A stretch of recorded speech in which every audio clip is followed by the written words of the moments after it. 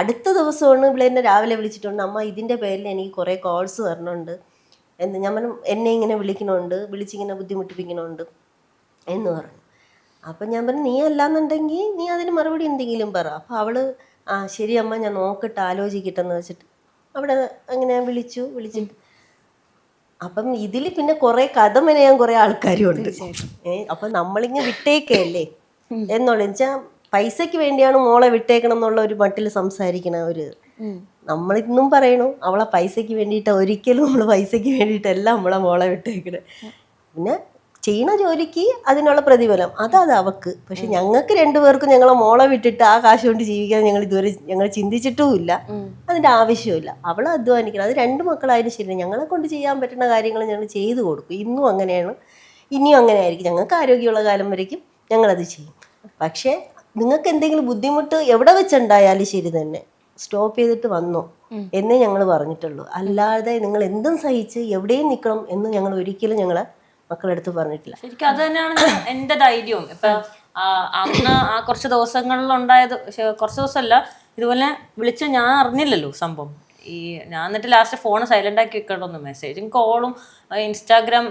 ശരിക്കും പറഞ്ഞാൽ ഇങ്ങനെയുള്ള ആൾക്കാരൊക്കെ നമുക്ക് അറിയോന്ന് തന്നെ തോന്നിപ്പോയി. നമ്പറൊക്കെ മേടിച്ചൊക്കെ വിളിക്കാൻ തുടങ്ങി, ഇൻസ്റ്റാഗ്രാമിൽ കോൾ വരാൻ തുടങ്ങി. അല്ല, നമ്മള് ഓൺലൈൻ ന്യൂസിലൊക്കെ കണ്ടത് ശ്രീകുട്ടൻ ഗൗരീനെ കയറി പിടിച്ചു, പീഡിപ്പിച്ചു, ആ പെൺകുട്ടി ഗൗരിയാണ് എന്നുള്ള കുറേ ന്യൂസസ് ശരിക്കും വരാന്ന് പറഞ്ഞാൽ അതിനെ സപ്പോർട്ട് ചെയ്യാൻ വേണ്ടിട്ട് ഒരുപാട് പേര് മാനിപ്പുലേറ്റ് ചെയ്ത് വെച്ചേക്കുന്ന കുറെ വീഡിയോസ് ഉണ്ട്.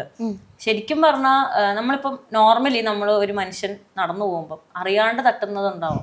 പക്ഷെ ഉപ്പുമുളക് എന്ന് പറഞ്ഞാൽ 3 ക്യാമറയിൽ നടന്നു പോകുന്ന ഒരു സിറ്റ്കോമാണ്. അപ്പം അത് 3 ക്യാമറ വെച്ചേക്കും. നമ്മൾ ഒരു പെട്ടെന്ന് നടക്കുന്ന ഒരു പ്ലേ ആണ്. അതിപ്പോൾ ചില ന്യൂസിൽ ചില ചാനലിലൊക്കെ പറഞ്ഞു അതിന് വേണ്ടി പുള്ളി അങ്ങനെ നടന്നതാണ്, അങ്ങനെ തട്ടിയതാണ് എന്നൊക്കെ. പക്ഷെ ശരിക്കും അങ്ങനെയൊന്നും അല്ല സംഭവിച്ചത്.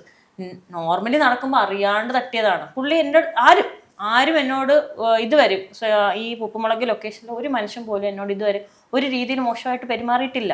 ഇവൻ ഈ ഫ്ലവേഴ്സിന്റെ നമുക്കറിയാന്നുള്ള ആരും ഒരു രീതിയിൽ മോശമായിട്ട് പെരുമാറിയിട്ടില്ല. അപ്പൊ അങ്ങനെ ഇരിക്കുന്ന സാഹചര്യത്തിൽ അവരെ തന്നെ പറയുമ്പോൾ നമുക്ക് ഭയങ്കര ബാഡാണ്. അപ്പൊ ആ ഡയറക്ടറിനെ പറയുന്നു, പിന്നെ ആ ഡയറക്ടറിനെ പറയുന്നു, ഈവൻ ഈ പറയുന്ന ഓരോ ആർട്ടിസ്റ്റുകളുടെയും പറയുന്നു, എല്ലാവരും ഇങ്ങനെയാണ്, ഇതിന്റെ മറുപടി ഇത് തന്നെയാണ് നടക്കുന്നത് എന്നൊക്കെ പറയുമ്പം അത് കേട്ടോണ്ടിരിക്കുമ്പോൾ നമുക്ക് കുറച്ച് ബുദ്ധിമുട്ടുണ്ടായിരുന്നു. അപ്പം ഇവർക്ക് പാരന്റ്സിനുണ്ടാകുന്ന, എൻ്റെ അമ്മയ്ക്ക് നല്ല ടെൻഷനാണ്. അമ്മ എന്നെ വിളിച്ചിട്ട് അച്ഛനും മനസ്സിൽ ടെൻഷൻ ഉണ്ടെങ്കിൽ ഞങ്ങൾക്ക് വിഷമിപ്പിക്കണമെന്ന് പറഞ്ഞ് മിക്ക കാര്യങ്ങളും എന്നെ പറയൂല. പക്ഷെ അച്ഛൻ എക്സ്പ്രസ് ചെയ്യുന്ന രീതി വേറെയാണ്. അമ്മ എന്ന് പറഞ്ഞാൽ കുറച്ച് നല്ല ടെൻഷൻ. അപ്പൊ അമ്മ പറഞ്ഞു ഇങ്ങനെ എന്തെങ്കിലും വിഷമം ഉണ്ടെങ്കിൽ റെസ്പോണ്ട് ചെയ്യണം. അത് വേറൊരു വിഷയം എന്താന്ന് വെച്ച് കഴിഞ്ഞാൽ നമ്മളോട് ഇങ്ങനെ ഡയറക്റ്റ് ഇങ്ങനെ ചോദിക്കുന്ന ആൾക്കാരുണ്ട്. എന്താന്ന് വെച്ചാൽ ഈ ഫിലിം ഫീൽഡ് എന്ന് പറയുന്നത് മോശമായിട്ട് ചിത്രീകരിക്കുന്ന കുറെ ആൾക്കാരുണ്ട്. അപ്പൊ ആ ഫീൽഡിൽ അതിൽ തന്നെ വർക്ക് ചെയ്യുന്ന ആൾക്കാർ അത് അങ്ങനെയാണ് എന്ന് പുറത്തു പോയി പറയുന്ന ആൾക്കാരും ഉണ്ട്. മനസ്സിലാവുന്നുണ്ടോ? അപ്പം ഇങ്ങനെ നമുക്കിപ്പം മോള് തനിച്ചാണ്, മോള് ഒറ്റയ്ക്കാണ് താമസം, ഇവക്കെന്ന് പറഞ്ഞാൽ ഇവളങ്ങനെ ഈ സമയത്തെ വരാവൂ, ഈ സമയം. ഞങ്ങളത് വീട്ടിലും അങ്ങനെയാണ്, വഴക്ക് പറയും. ഇപ്പം ഒരു സമയം കഴിഞ്ഞ് കയറി വരുമ്പോൾ ഞാൻ നല്ലോണം വഴക്ക് പറയും. നല്ലോണം വഴക്കെന്ന് പറഞ്ഞു കഴിഞ്ഞാൽ അവൾ തന്നെ ചോദിക്കും എവിടെയും വിട്ടിട്ട് ലാസ്റ്റ് ആ സന്തോഷം അമ്മ ഇല്ലാതാക്കുന്നുണ്ട്. പക്ഷെ അത് കുറേന്ന് വെച്ച് കഴിഞ്ഞാൽ നമ്മൾ മാത്രമല്ല, ഇങ്ങനെ പുറത്തു നിന്നിട്ട് കുറേ പേര് ഇങ്ങനെ വീക്ഷിക്കുന്ന ആൾക്കാരുണ്ട്. അപ്പം ഈ ഒരു ഫീൽഡിൽ ഇങ്ങനെ വിടുമ്പോൾ ഉണ്ടാവുന്ന ഒരു പ്രശ്നം എന്ന് വെച്ച് കഴിഞ്ഞാൽ, ഒന്നാമത്തെ തന്നെ ഈ ഇപ്പം ഡാൻസ് കളിക്കുന്ന പിള്ളേരായാലും ശരി തന്നെ അതൊരു മോശമായിട്ട് പറയുന്ന ആൾക്കാരുണ്ട്. ഫിലിം ഫീൽഡിൽ നിൽക്കുന്ന ആൾക്കാർ, അത് പെൺപിള്ളേരെ മൊത്തത്തില് എന്നുവെച്ചാൽ എത്ര നമ്മള് ന്യായീകരിക്കാൻ പോയാൽ അത് അങ്ങനെയല്ല, അത് ഇങ്ങനെയാണ് എന്ന് തീർത്ത് പറയണം. അപ്പൊ ഞാന് സൈലന്റ് ആയി. ഞാൻ പറഞ്ഞു എനിക്ക് എൻ്റെ മോളെ അറിയാം. എനിക്ക് എന്നുവെച്ചാൽ കുഞ്ഞുനാൾ മുതലേ അവൾ എന്ത് കാര്യം ഉണ്ടെങ്കിലും എൻ്റെ അടുത്ത് ഷെയർ ചെയ്യും. അപ്പൊ ഞാൻ പല കാര്യങ്ങളും ഞാൻ ചേട്ടനോട് പറഞ്ഞിട്ടാണ് ചേട്ടൻ അറിയുന്നത്. പക്ഷെ എന്ത് കാര്യവും ഇത്ര ഉള്ളൊരു കാര്യമാണെങ്കിൽ പോലും അപ്പോഴും പറഞ്ഞില്ലെങ്കിലും പിന്നെ കുറച്ച് കഴിഞ്ഞായാലും എൻ്റെ അടുത്ത് പറയും. അപ്പം ഈ കള്ളത്തരം കാണിക്കുന്നതിന് അപ്പം പറയാൻ പറ്റില്ലല്ലോ, കള്ളം പിടിക്കപ്പെടുന്നതിന് കുറച്ച് അങ്ങനെയല്ല, രാവിലെ കള്ളത്തരം കാണിച്ച വൈകുന്നേരം പറയും. അത് രണ്ടുപേരും അങ്ങനെയാ. മറ്റേ ഇളയ ആള് എൻ്റെ അടുത്ത് പറഞ്ഞില്ലെങ്കിൽ ഇവളെടുത്ത് പറയും, ഇവള് എൻ്റെ അടുത്ത് പറയും. ഇവള് അവളെടുത്ത് പറയുമ്പോ അവൾ എൻ്റെ അടുത്ത് പറയും. അതുകൊണ്ട് ഈ 2 ആൾക്കാരും എല്ലാ കാര്യവും എൻ്റെ അടുത്ത് ഷെയർ ചെയ്യും. അപ്പം എനിക്കറിയാം എൻ്റെ മക്കൾ എങ്ങനെയാണെന്നുള്ളത് അറിയാം. അതിനി ആരുടെ കൂടെ എത്ര ദിവസം നിന്നാൽ പോലും എനിക്കറിയാം അവരെന്ത് കാര്യം എൻ്റെ അടുത്ത് പറയും. അപ്പം അവരെ ക്യാരക്ടറിൽ ഞാൻ സംശയിക്കേണ്ട കാര്യമില്ല. അതിന് ഏത് ഫീൽഡിൽ നിന്നാലും ശരി തന്നെയാണ്. സംഭവം ഉപ്പുമുളകില് ഞങ്ങള് ഈ വിവാദം സർക്കുലേറ്റ് ചെയ്ത വീഡിയോസ് ഉണ്ടല്ലോ, ഈ വീഡിയോസ് ഇപ്പം ആൾക്കാർ പറയും നമ്മളിരുന്ന ഡ്രസ്സാണ് നമ്മളെ അങ്ങനെ പറയിപ്പിക്കുന്നത് എന്നൊക്കെ നമ്മളത് പറയുന്നുണ്ട്. ഉപ്പുമുളകില് അതൊരു കുടുംബ പ്രേക്ഷകർ കാണുന്ന പരിപാടി ആയതുകൊണ്ട് തന്നെ ഈവൻ ഷോർട്ട് ഡ്രസ്സസ് അങ്ങനെ ഇടാറില്ല. ഒന്നാമത്തെ കാര്യം. രണ്ടാമത്തെ കാര്യം, അവിടെ നമുക്ക് പറഞ്ഞു ഞാൻ അമ്മായി ആയിട്ടാണ് ചെയ്യുന്നുള്ളതുകൊണ്ട് ഞാൻ അങ്ങനെ യൂഷ്വലി യൂസ് ചെയ്യുന്ന സ്ലീവ്ലെസ് ഇട്ടാൽ കൂടിയും ഞാൻ യൂഷ്വലി യൂസ് ചെയ്യുന്ന പോലത്തെ ഒരു ഡ്രസ്സസും അതിനകത്ത് ഇടാറില്ല. കുർത്തീസ് ആണ് കൂടുതലും. ഈവൻ കുർത്തീസ് ഇട്ടിട്ട് പോലും അതിനെ കട്ട് ചെയ്തിട്ടാണ് വീഡിയോസ് ഇടുന്നത്. ഡ്രസ്സ് ഇങ്ങനെ പോയി കഴിഞ്ഞാൽ ആ സ്ലിറ്റിന്റെ ഭാഗം കുറച്ച് നീങ്ങി കിടക്കുന്ന ഒരു വീഡിയോ എടുത്ത് വെച്ചിട്ട് ഭയങ്കര മോശമായിട്ട് വീഡിയോ ഉണ്ടാക്കി. വളരെ വൈഡ് ഷോട്ട് ഇരുന്ന ഒരു വീഡിയോനെ എടുത്ത് ഭയങ്കര സൂം ചെയ്ത് വെച്ചിട്ട് അതിൽ വീഡിയോസ് സർക്കുലേറ്റ് ചെയ്ത് ഇറക്കി. അപ്പം ഒരു ചാനൽ എനിക്ക് ഭയങ്കര, കാരണം ഒരുപാട് യൂട്യൂബ് ചാനൽസിന്റെ വീഡിയോസ് എനിക്ക് ഷെയർ ചെയ്ത് തന്നു. ഈവൻ സിമി വരെ എനിക്ക് ഷെയർ ചെയ്ത് തന്നു. അപ്പം അത് ഞാൻ കണ്ടിട്ട് കുറെ പേരുടെ താഴെ പോയി കമന്റ് ചെയ്തു, ഇത് ചെയ്യുന്നത് നിങ്ങൾ തെറ്റാണെന്ന് പറഞ്ഞു. കുറെ പേര് എന്റെ കമന്റ് പിൻ ചെയ്തിട്ട് എന്നോട് സോറി പറഞ്ഞ് ആ വീഡിയോ സ്റ്റിൽ അവിടെ ഇട്ടിരുന്നു. അപ്പോ എന്നിട്ട് അത് അല്ല എന്ന് പറഞ്ഞ ഒരു വേറൊരു വീഡിയോ ചെയ്തു. So I am happy with that. അപ്പം പക്ഷെ ചില പേജസിനോട് ഞാൻ ഇങ്ങനെ റെസ്പോണ്ട് ചെയ്തിട്ട് ഈവൻ അവരുടെ എനിക്ക് വേറെ ഫർദർ ആക്ഷൻസ് എടുക്കാൻ ഇഷ്ടമില്ലാത്തതുകൊണ്ട് താല്പര്യം ഇല്ലാത്തതുകൊണ്ട് ഞാൻ അവർക്ക് ഇൻസ്റ്റാഗ്രാം പേജസ് വഴി മെസ്സേജ് ചെയ്തു, യൂട്യൂബിൽ പോയി കമന്റും ചെയ്തു. എന്നിട്ട് അവരെന്നെ കമന്റ് 2-3 പ്രാവശ്യം ഞാൻ ചെയ്ത കമന്റ് മൊത്തം ഡിലീറ്റ് ചെയ്തോളാം.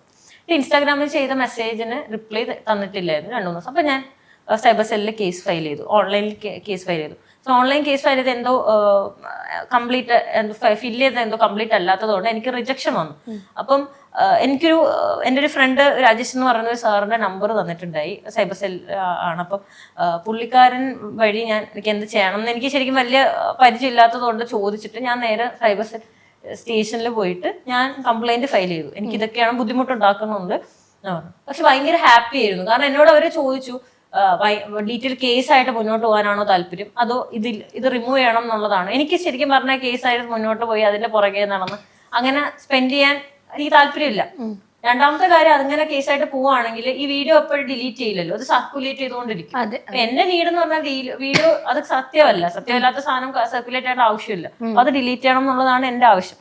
അപ്പൊ ഞാൻ സാറിന്മാരോട് പറഞ്ഞു എനിക്കൊന്ന് ഡിലീറ്റ് ചെയ്യണം, അത്രേ ഉള്ളൂ. ഞാൻ ഇങ്ങനെ കോണ്ടാക്ട് ചെയ്തിട്ട് പുള്ളിക്കാരൻ റെസ്പോണ്ട് ചെയ്യുന്നില്ല. ലൈക്ക് അവർ പറയുന്ന ഒരു ദിവസം ഒരാൾ റെസ്പോണ്ട് ചെയ്തെന്ന് പറഞ്ഞു കഴിഞ്ഞാൽ എന്താ ഞാൻ നിങ്ങളെ പറ്റിയല്ല പറഞ്ഞേക്കുന്നത്, ഞാൻ ഈ സീരിയൽ സിനിമ മേഖലയിൽ സ്ത്രീകൾ അനുഭവിക്കുന്ന പ്രശ്നത്തിനെ പറ്റിയാണ് പറഞ്ഞത്. അപ്പം ചേട്ടാ, പക്ഷെ ഞാൻ അതിന് റിപ്ലൈ കൊടുത്തില്ല. കാരണം എന്റെ പേരും എന്റെ ഫോട്ടോ എന്റെ വീഡിയോനെയും തമ്മിലായിട്ടും ഇൻട്രോ ആയിട്ടും വെച്ചിട്ട് ഒരാൾ ചെയ്യുമ്പോൾ അത് എന്നെ പറ്റി അല്ല എന്ന് പറയുന്നതിൽ എനിക്ക് ഒരു യോജിപ്പില്ല.